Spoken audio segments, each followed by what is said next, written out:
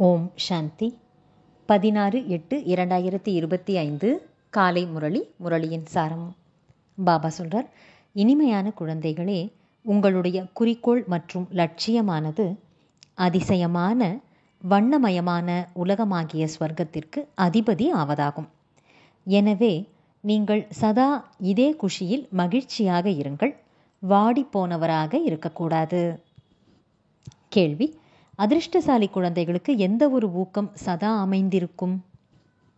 பதில்: நமக்கு எல்லையில்லாத தந்தை புது உலகத்திற்கு இளவரசி ஆக்குவதற்காக கல்வியை கற்பித்துக் கொண்டிருக்கின்றார்.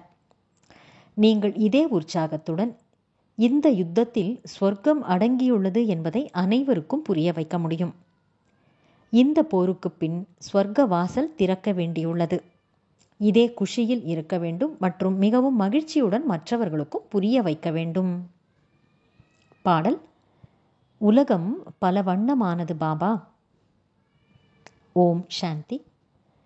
உலகம் பல வண்ணங்கள் நிறைந்தது என்று பாபாவிற்கு யார் கூறினார்கள்? இப்பொழுது இதன் பொருளை வேறு யாரும் புரிந்து கொள்ள முடியாது.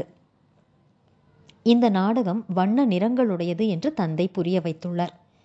ஏதாவது ஒரு திரைப்படம் பார்த்தீர்கள் என்றால் அதிகமாக பல வண்ண காட்சிகள் போன்றவை இருக்கும் அல்லவா? இப்பொழுது இந்த எல்லையில்லாத உலகத்தை பற்றி யாருக்கும் தெரியவே தெரியாது. உங்களிலும் கூட நம்பர் பிரகாரம் முயற்சியின்படி முழு உலகின் முதல் கடை பற்றிய ஞானம் உள்ளது. ஸ்வர்க்கம் எவ்வளவு வண்ண நிறங்களுடன் அழகாக இருக்கும் என்பதை நீங்கள் புரிந்துள்ளீர்கள். இது பற்றி யாருக்குமே தெரியாது, யாருடைய புத்தியிலும் இல்லை. அது அதிசயமான வண்ண நிற உலகமாகும். உலகத்தின் அதிசயம் என்று பாடப்படுகிறது. இது பற்றி நீங்கள் மட்டும் அறிவீர்கள். நீங்கள்தான் அதிசயமான உலகத்திற்காக அவரவர் அதிர்ஷ்டப்படி புருஷார்த்தம் செய்து கொண்டிருக்கிறீர்கள். லட்சியமோ உள்ளது. அதுதான் உலக அதிசயம். மிகவுமே வண்ண நிற உலகமாகும். அங்கு வைரம் வைடூரியங்களின் அரண்மனைகள் இருக்கும். நீங்கள் ஒரு வினாடியில் அதிசயமான வைகுண்டத்திற்கு சென்று விடுகிறீர்கள். விளையாடுகிறீர்கள், நடனமாகியவை செய்கிறார்கள். உண்மையில் அதிசயமான உலகம்தானே. இங்கு இருப்பதோ மாயையின் ராஜ்யம். இதுவும் எவ்வளவு அதிசயமாக உள்ளது. மனிதர்கள் இங்கே என்னவெல்லாம் செய்து கொண்டிருக்கிறார்கள். நாம் நாடகத்தில் நடித்து கொண்டிருக்கிறோம் என்பதை உலகத்தில் யாருமே புரிந்து கொள்வதில்லை.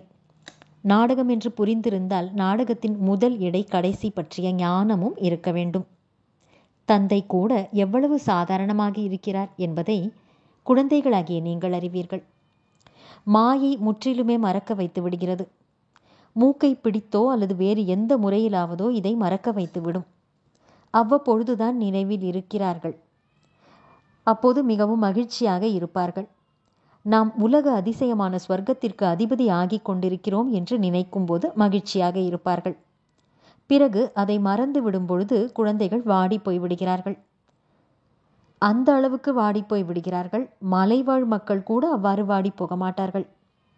நாம் சொர்க்கத்திற்கு செல்லப் போகிறோம் என்று சிறிது கூட புரிந்து கொள்ளவே இல்லை என்பது போல இருப்பார்கள்.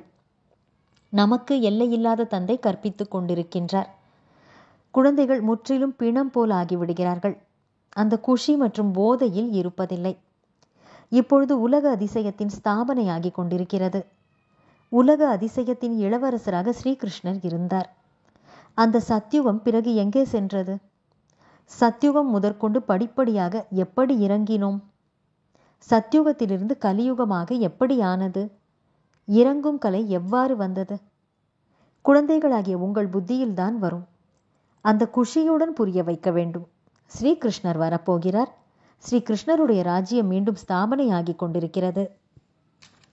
இதை கேட்டு பாரதவாசிகளுக்கு குஷி ஏற்பட வேண்டும். ஆனால் யார் அதிர்ஷ்டசாலிகளோ அவர்களுக்கு இந்த ஊக்கம் வரும். உலகத்தின் மனிதர்களோ ரத்தினங்களை கற்கள் என்று நினைத்து வீசி விடுவார்கள். இவை அழிவற்ற ஞான ரத்தினங்கள் ஆகும் அல்லவா? இந்த ஞான ரத்தினங்களின் கடல் தந்தையாவார். இந்த ரத்தினங்களுக்கு மிகுந்த மதிப்பு உள்ளது. இந்த ஞான ரத்தினங்களை தாரணை செய்ய வேண்டும்.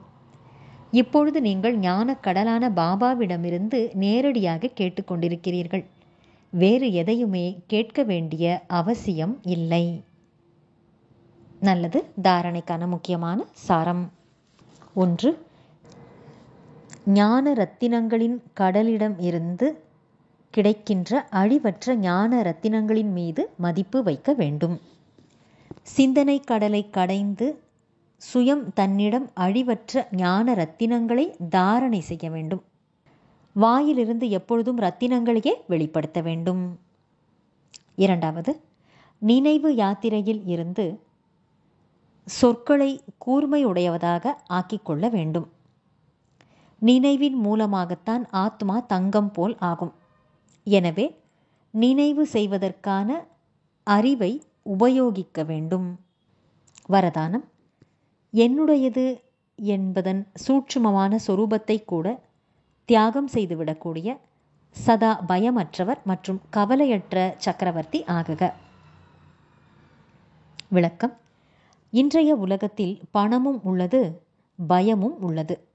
எந்த அளவு பணம் உள்ளதோ அந்த அளவு பயத்துடனேயே சாப்பிடுகிறார்கள், பயத்துடனேயே தூங்குகிறார்கள்.